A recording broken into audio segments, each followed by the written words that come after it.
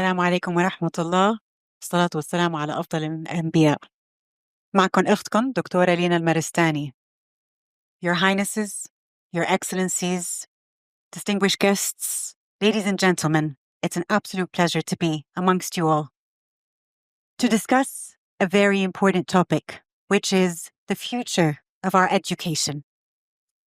Today, when we look at what it is that learning beyond time means, we marvel because, as you heard, the many talks this morning, yes, we are at a crossroad.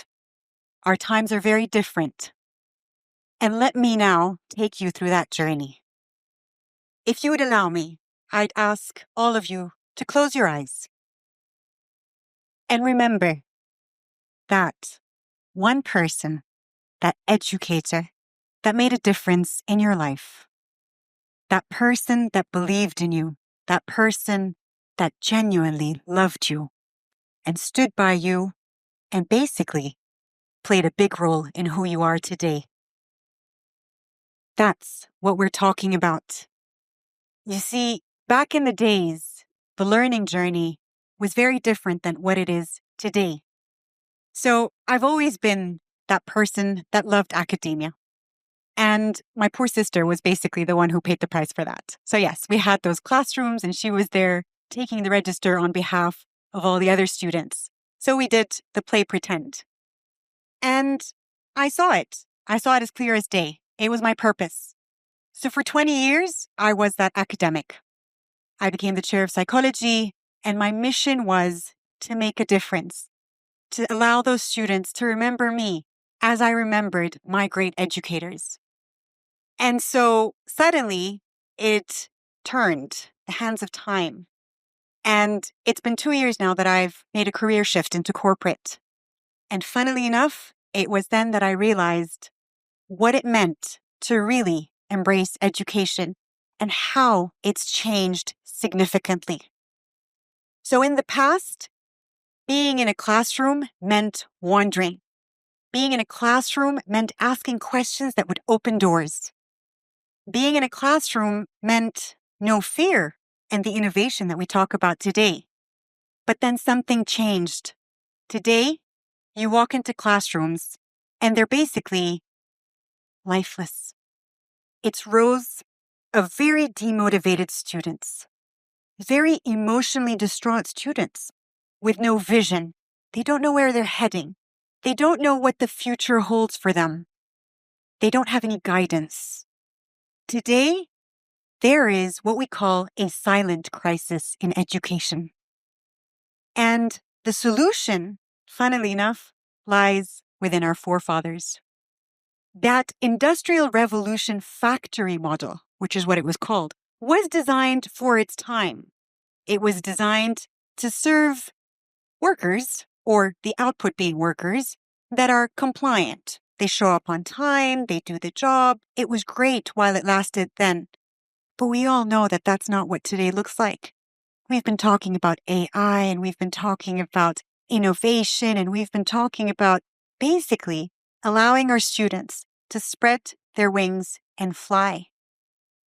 The problem with the education we have today?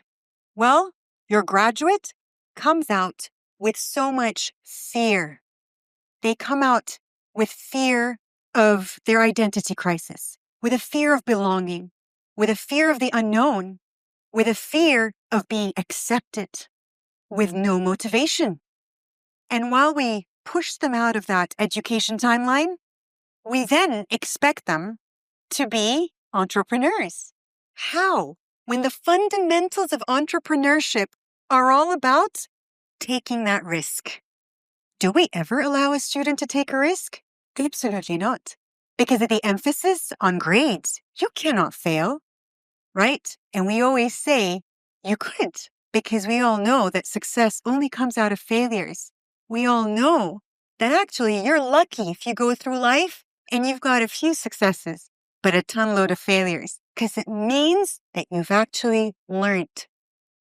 So my question is, when I sat those 20 years with all the students walking into my office, I kid you not, I've had students that were so emotionally distraught, and we were talking just now, whether they had personality disorders, body dysphoric disorder. I had a student once come and tell me, I am so sorry, I can't come to your 9 a.m. class because it takes me 2 hours to put my makeup, to accept myself, to step out into the world. It brought tears to my eyes. I had students that suffered from schizophrenia, but in silence. Nobody knew about it. I had so many students with mental health disorders, and the stats speak for themselves. The anxiety, the depression, the suicide. And then we expect them to come out resilient with a big smile while we haven't safeguarded their essence, the essence of what a human is, which is their emotions. Every single headline today talks about the power of emotional intelligence. And we know that it is your key to every single door of success. And yet, do we teach them that? Do we teach them how to be emotionally intelligent? Do we teach them how to be resilient? Do we teach them how to be adaptable? Do we teach them how to be flexible? All of the key factors of what today I discovered in the corporate world are the tools of leadership. We want leaders, but we're not creating them, and we're not helping them.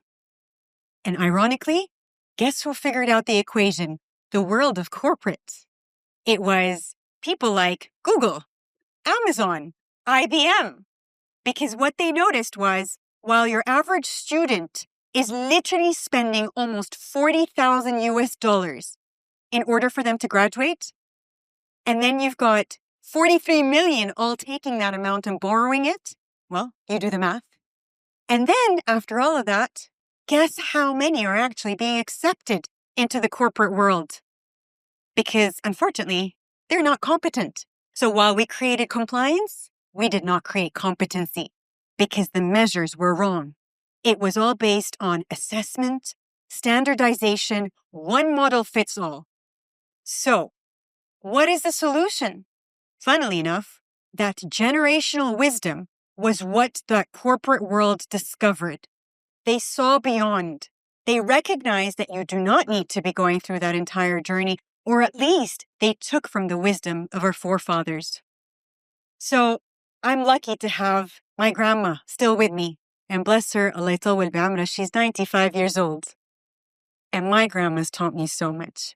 She basically taught me the definition of what carpe diem is. So that is what we need to bring back to life. When we look at the previous generations, we need to honor that wisdom, which unfortunately has been forgotten. We need to teach them again the definition of emotional intelligence, the definition of serving our community. We need to spark and ignite their passion for education, just like when I was a little girl and I loved to educate and I loved to go to school. You don't see that anymore. So therefore, it is our due diligence in order for us to spark the lives of the future generations, just like you all had a moment and you thought about that educator that impacted you, that's what it needs to serve. Because at the end of the day, we need to make those students override their fears. We need to make them feel seen. We need to make them feel loved. We need them to be respected. We need to give them purpose and respect their decision-making. We must give them the space for them to take their own decision-making, even if it means failing. Because we need to tell them that after that failure is a true success. And so let us all now reflect on that anchor that you all closed your eyes on and basically become that anchor for the future generations. Thank you so much.